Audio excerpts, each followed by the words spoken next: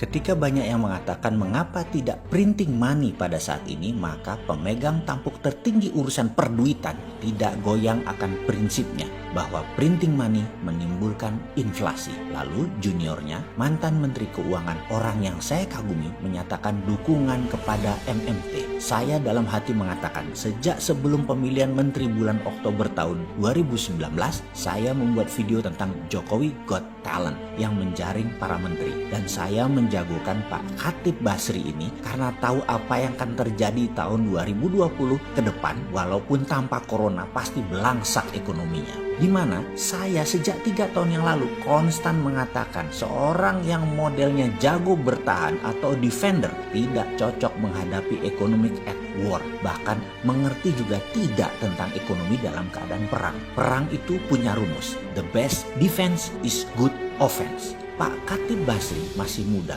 pembelajar, berpengalaman, dan up to date dengan ilmu ekonomi kekinian. Juga MMT sebagai garda terdepan New Economic Model bisa dia pahami. Ada baiknya saya ulangi lagi, walaupun sudah puluhan kali saya mengatakan tentang geopolitik dunia. Sejak Trump dilantik jadi presiden, maka Cina menjadi common enemy dalam tanda petik negara Amerika. Di mana selama 8 tahun Partai Demokrat berkuasa zamannya Obama, Cina adalah mitra utama Amerika. Dan perusahaan Amerika di Cina meningkat dengan banyaknya jabatan orang-orang seperti Joe Biden, Hillary menjadi komisaris perusahaan-perusahaan Amerika di Cina tersebut. Catatan, nanti kalau Joe Biden menang melawan Trump di November 2020, bisa balik lagi hubungan Cina dan Amerikanya membaik. Beda dengan Demokrat menunjuk Sanders tanding lawan Trump. Sanders bukan berperang lawan Cina atau bekerja sama dengan Cina. Tidak keduanya. Sanders punya perangnya sendiri, yaitu melawan climate change. Sejak 2017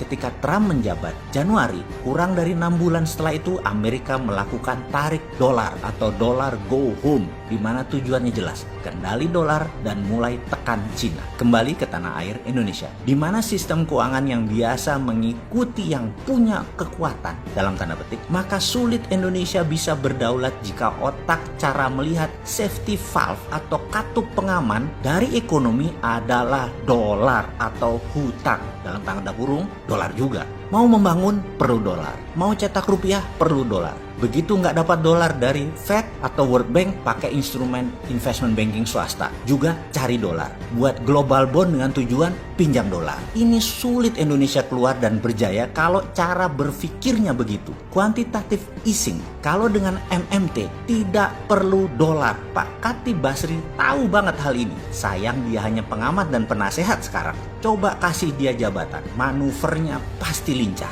Bagaimana ke depan? Pelajaran dasar tentang MMT akan saya urai perlahan. Setuju ya? Kita harus jelaskan tentang kata inflasi sebagai mantra kaum Keynesian. Maka jawaban kita, kaum post-Keynesian adalah begini. Inflasi tidak akan ada kalau neracanya balance. Karena inflasi hanya ada kalau mismatch. Mismatch antara barang dengan uang beredar. Jadi selama ada inflasi, kita pertanyakan cara kelola keuangan negaranya. Pasti ada mismatch. Karena itu, MMT bukan asal gelontor model bisnis akal-akalan stimulus ekonomi penanggulangan corona yang saat ini diadakan. Nggak sesederhana itu. Harus dibaca dulu. Di mana mismatch-nya selama ini? Di mana mismatch-nya berdagang, berbisnis, bernegara saat ini selama 6 tahun ini? Catatan keras. Jurus gelontor uang masa krisis beda dengan jurus gelontor uang masa normal. Apalagi jurus gelontor uang masa perang. Ekonomi kanker stadium 1 dan 2 cocok dengan printing money berbasis proyek,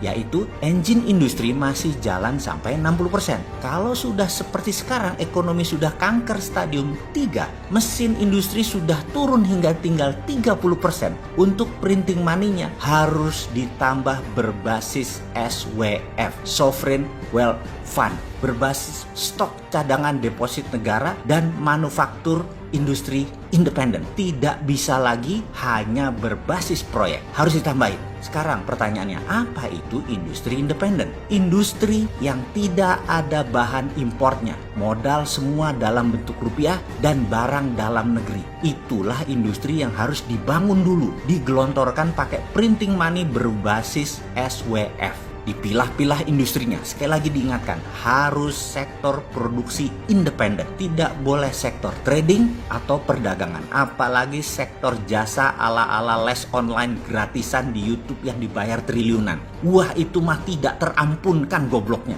Mengapa tidak boleh unsur-unsur tersebut, terutama perdagangan? Faktor perdagangan itu untungnya terbatas, naiknya terbatas. Faktor produksi sebaliknya bisa 10 sampai 20 atau 30 kali naiknya atau untungnya. Ini baru efisien pendanaan printing money untuk sektor produksi. Jadi ngapain sih masih terima asing-asing? Ampun deh ngelolanya. Kapan percaya sama kekuatan bangsa sendiri? Ini bantuan dalam negeri, sudah gigi 5, sudah siap, ayo jalanin.